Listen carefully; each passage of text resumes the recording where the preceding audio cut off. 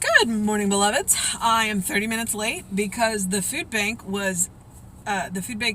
event that we came to work ended. We were done at about 15 minutes to 9. It was crazy. So I actually have somebody in the car with me. Ooh, look. He never makes an appearance, even when he's in the house. But if I look away from the camera and look like I'm talking to somebody, it's usually him. If it's not a cat, so there will be no cat meows today because I'm in my car. But it is February 27th. Our title is I Keep My Thought Clear. Our Bible quote is, "Be ye transformed by the renewing of your mind." And that is from Romans 12:2. We are surrounded by a receptive and creative medium that receives our thought and acts upon it. There is nothing harder than keeping the thought straight, and nothing else so desirable. It is not easy in our contacts with the daily world to keep our thoughts so clear that we never become unpoised, that we never accept anything we do not wish to accept, and that we always control the intellect so the emotions do not respond unless the intellect says to respond. But whenever we can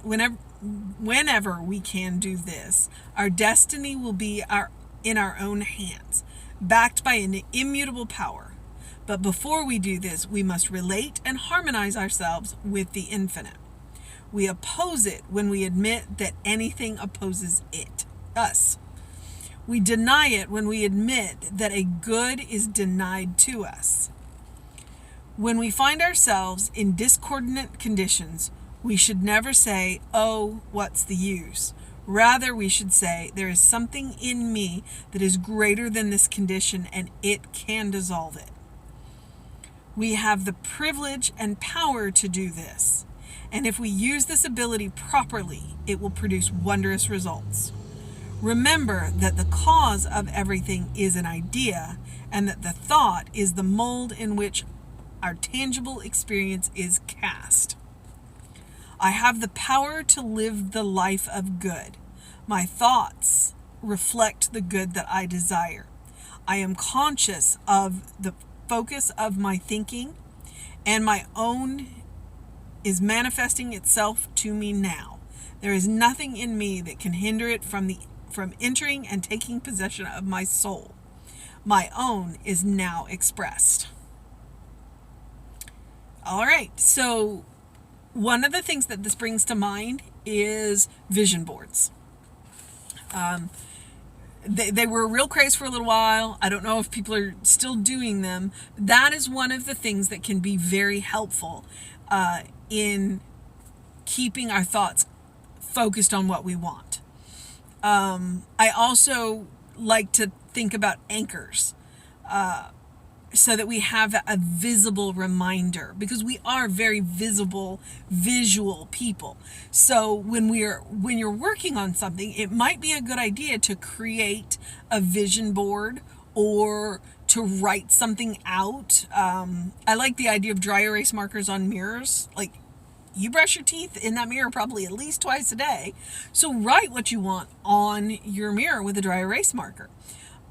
Or create a vision board. Or one of the things that I do, and I'm not today because I was doing heavy lifting, is I wear prayer beads around my wrist. And so that's one of the things that if my emotions start to run away with me, it's a visual reminder to myself to, hey, let's stop, take a breath here, and recenter and poise. People do it with rings, whatever it is, something that will visually remind you if you get caught up in the conditions to stop and center and find that place that Reverend Jesse likes to talk about, that is that place that nothing's ever been wrong. All right?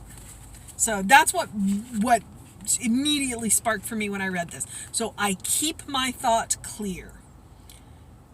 And the Bible quote fits today: "Be ye transformed by the renewing of your mind."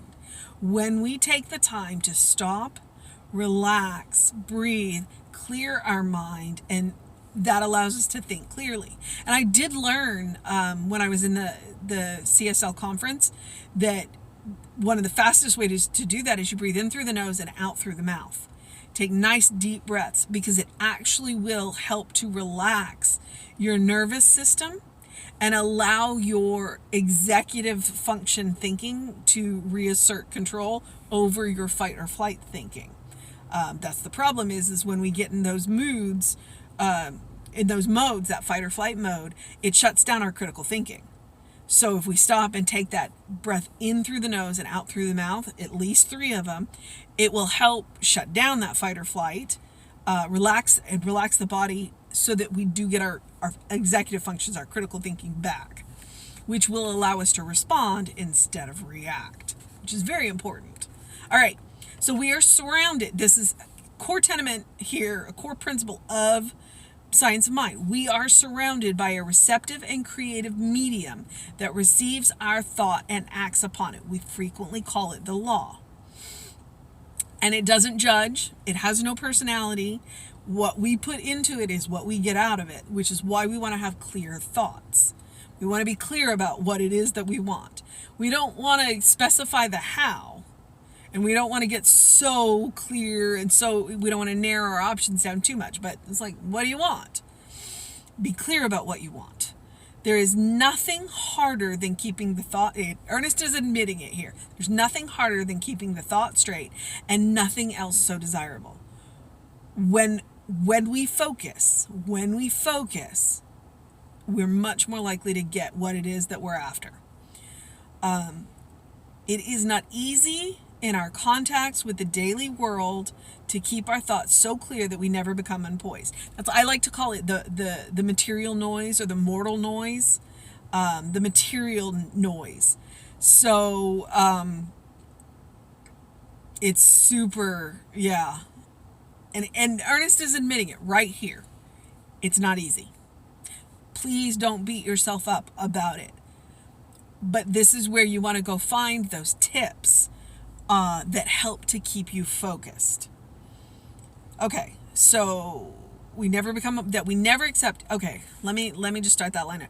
It's not easy in our contacts with the daily world to keep our thoughts so clear that we never become unpoised, that we never accept anything we do not wish to accept, and that we always control the intellect so the emotions do not respond unless the intellect says to respond. And that's exactly what it is.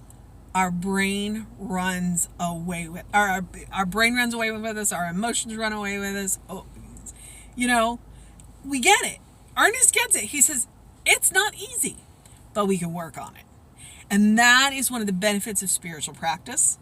That is one of the benefits of meditation. That's one of the benefits of breath work. And that's one of the reasons why breath work is so important in yoga. We had no idea how good it was for us, and that's why. But whenever we can do this, our destiny will be in our own hands, backed by an immutable power. Let me read that again. Whenever we can do this, focus and balance our intellect and our emotions, our destiny will be in our own hands, backed by an immutable power. It's like we got that power. That power is always behind us. That power wants us to succeed. We just have to be able to focus and relax. And how do we do that? Spiritual practice. But before we do this, we must relate and harmonize ourselves with the infinite. Spiritual practice. That's what treatment is good for. That is what meditation is good for. That is what prayer is good for. And vision boarding. Yep. We oppose it when we admit that anything opposes us. And we oppose it, that's with a capital I. When we admit that anything opposes us. We deny it when we admit that the good is denied to us. So, when we find ourselves in discordant conditions, we should never say, "Oh, what's the use?"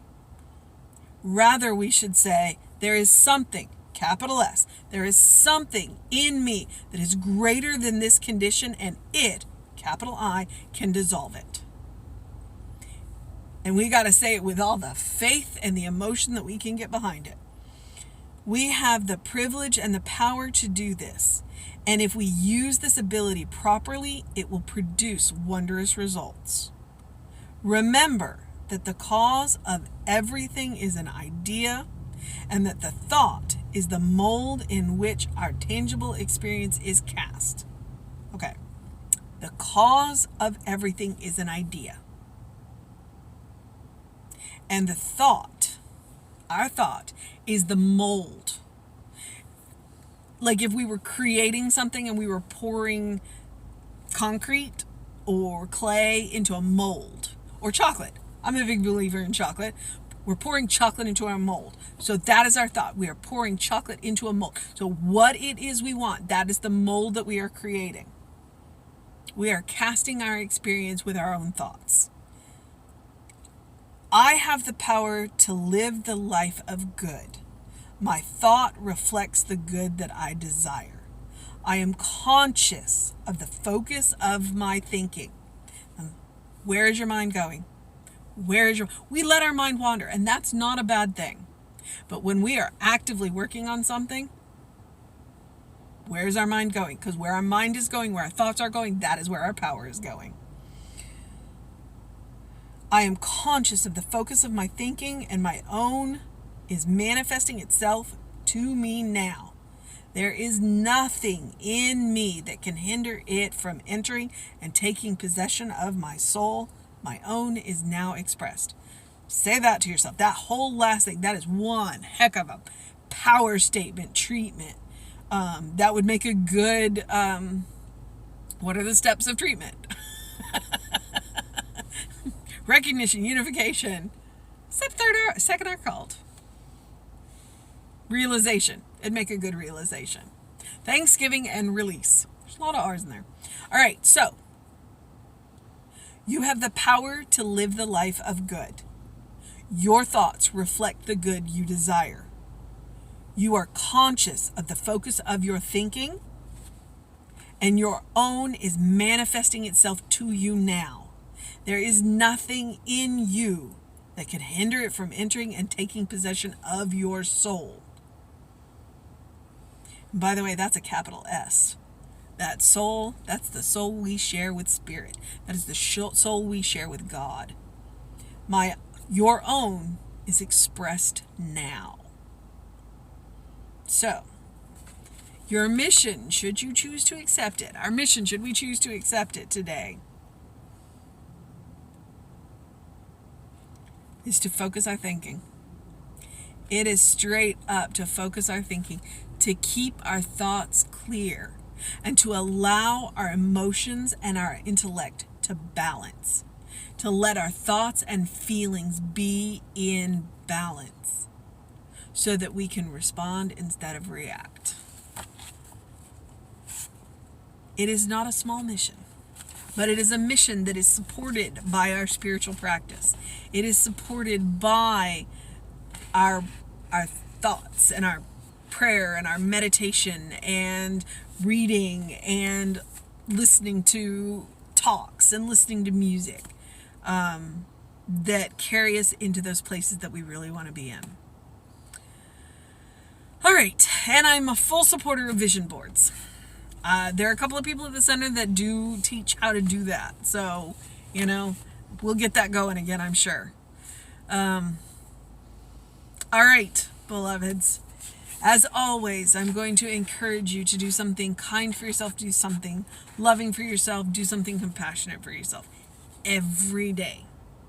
Every day. Because you are a beloved child of Spirit, in whom Spirit is well pleased, and you deserve it. You deserve it. I have already done something to engage my mind and body today. I hope that you will as well. If you live in our area, it is absolutely fantastic and beautiful out here. It's still cloudy, but open the windows, get some fresh air, get some sunlight on your face if it pokes its head out of the clouds today, especially early morning sun. It does wonders for your body chemistry. All right, beloveds. Please open the windows of your soul. Allow the breath of heaven to remind you you do live in heaven now. That is the state of grace that we live in.